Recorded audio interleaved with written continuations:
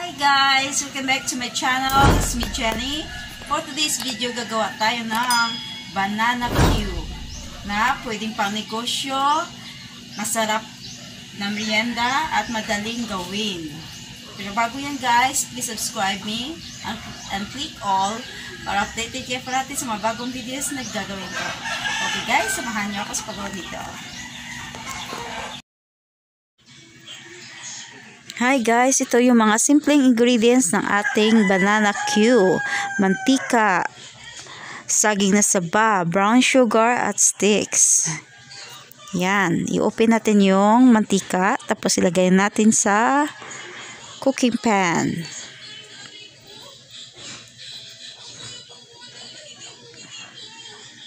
Dapat yung mantika guys talaga mainit na mainit.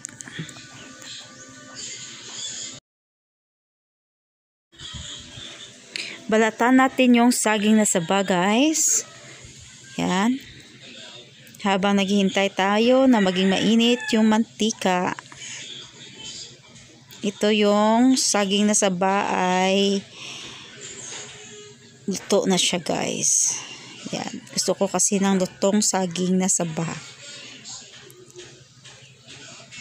Para malambot siyang kainin. Yan. Pero hindi naman lutong-luto guys ha. Yan. Ito firm pa na pagkaluto. So ilagay natin yung saging na saba sa mantika.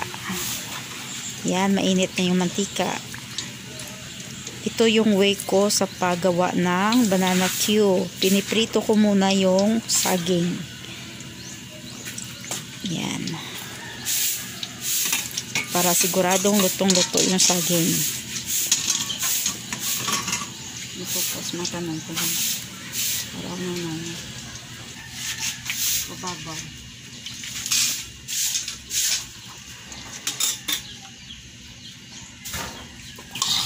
Pituhin mo na yung banana guys. Para sigurado na lutong-luto siya.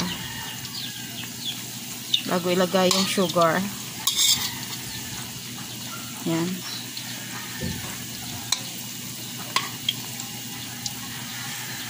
Ito yung caramelize muna natin yung sugar. Tapos ilagay ang banana.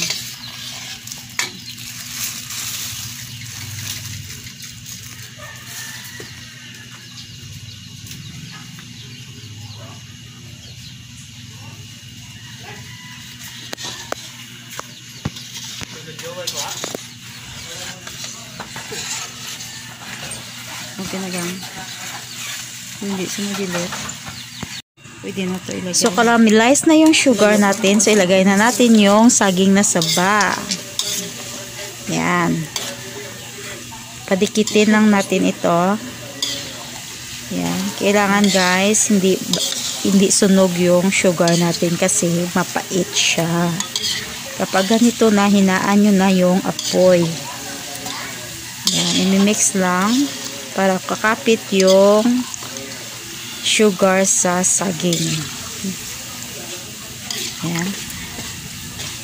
Kung gawin nyo itong negosyo, damihan nyo ng sugar para magiging attractive tingnan yung saging ninyo. Hindi ako kakainin ko lang naman to. Ayaw ko na madaming sugar. So, ganito yung looks niya. Ang repost. Repost. Doon na yung mga maniligad. Wala na yung maniligad. So, kung pagkaramelize sa sugar, ito sa baligaan, gabalas to. Ay, maganda talaga. Talagang caramelize siya. Yung sugar talaga melt na melt, hindi yung parang buhangin nagbabalas.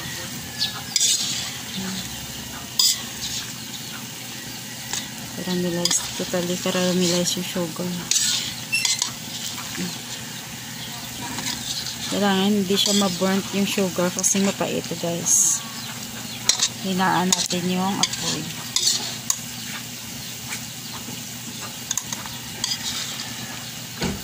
continue lang halo.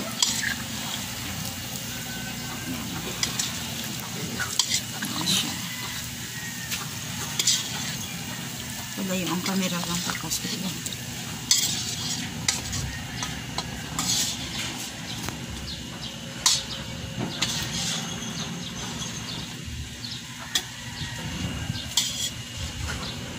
So okay na to guys. Tingnan nyo. So diyan. Okay na to guys kapag ganito na yung ropes niya. Yan. Okay na yun. Ikot natin.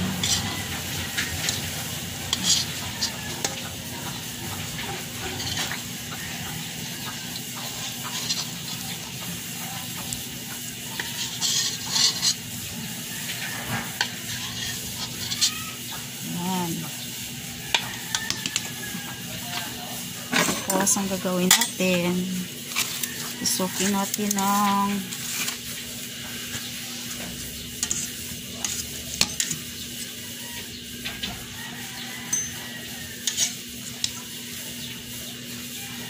ayan.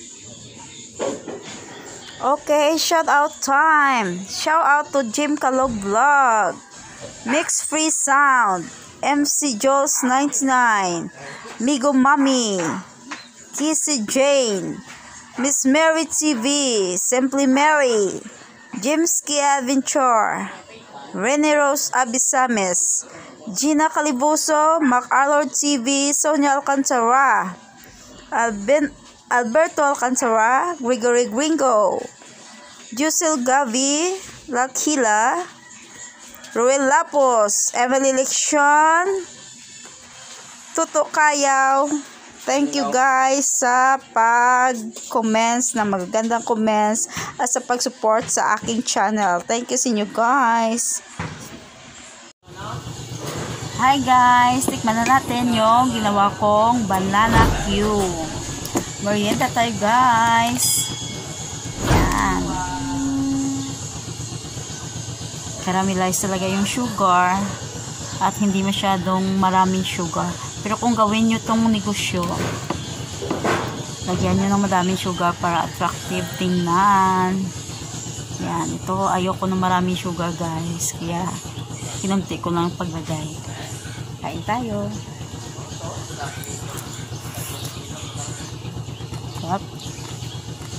Malutong yung sugar, tapos yung banana luto, matamis.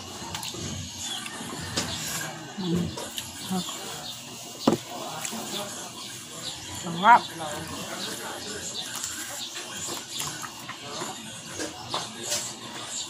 Merienda ng Pinoy na madaling gawin.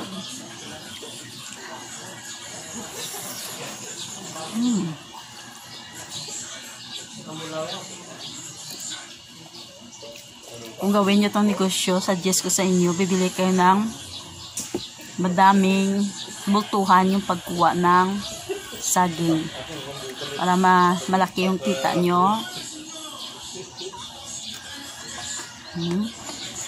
Hop. Tamahan pa ng kape. Perfect. Hop.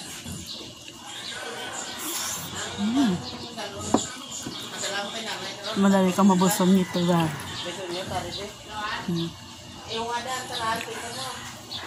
Harap.